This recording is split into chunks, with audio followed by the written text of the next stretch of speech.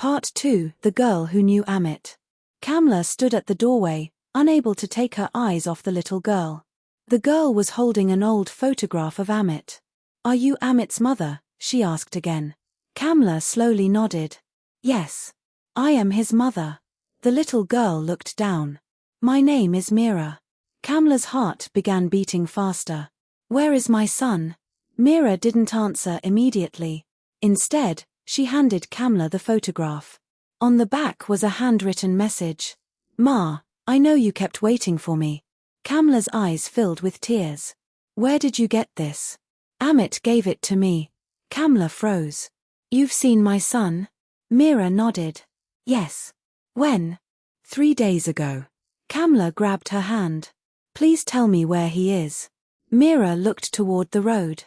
"He wanted to come home." "Then why didn't he?" The little girl lowered her voice. "Because he was afraid." "Afraid of what?" "Of Papa." Kamla closed her eyes. For 8 years, she had wondered why her son never returned. Now she finally knew. But Mira had one more secret. "Amit asked me to give you something."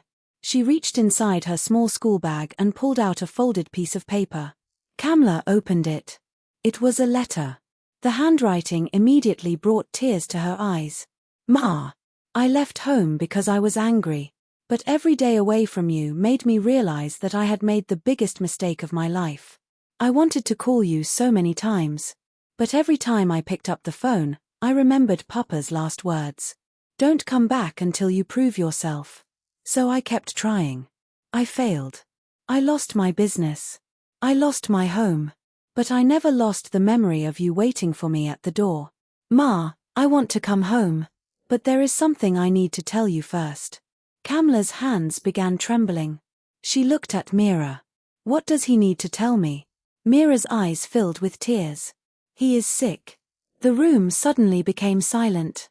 Kamla's face turned pale. "How sick?" Mira looked away.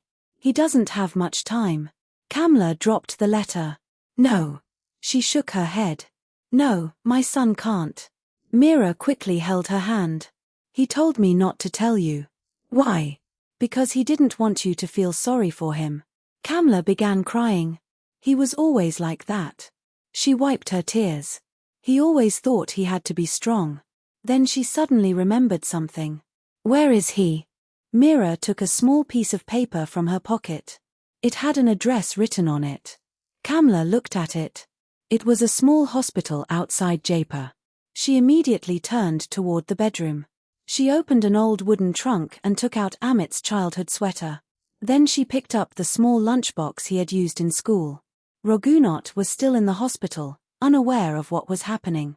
Kamla looked at the empty third plate on the dining table. For 8 years, she had placed food on that plate. Tonight, for the first time, she didn't leave it empty. She placed Amit's favorite kheer on it.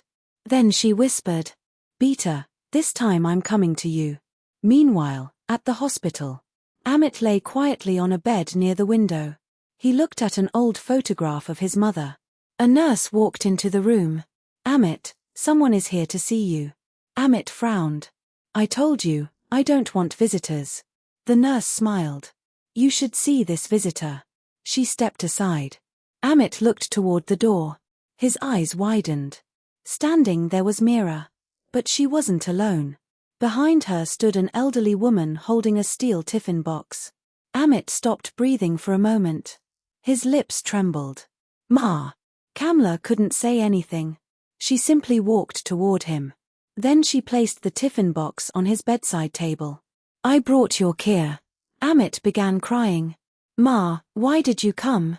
Kamla touched his face. "Because you are my son." She pulled him into her arms. And after 8 years, Amit finally cried like the little boy who used to run into his mother's arms. But just as Kamla held him tightly, Amit whispered something that made her heart stop. "Ma, Papa doesn't know that I'm here." Kamla looked at him. "Why?" Amit's eyes filled with fear. "Because Papa is the reason I never came home." To be continued. Red heart. If this story touched your heart, please like the video, share it with someone you love, and subscribe to our channel for more emotional stories. Speech balloon comment below. What would you do if you finally found someone you had been waiting for your whole life? Bell subscribe and turn on the notification bell so you never miss our next story. Thank you for watching. Red heart # see you in the next story.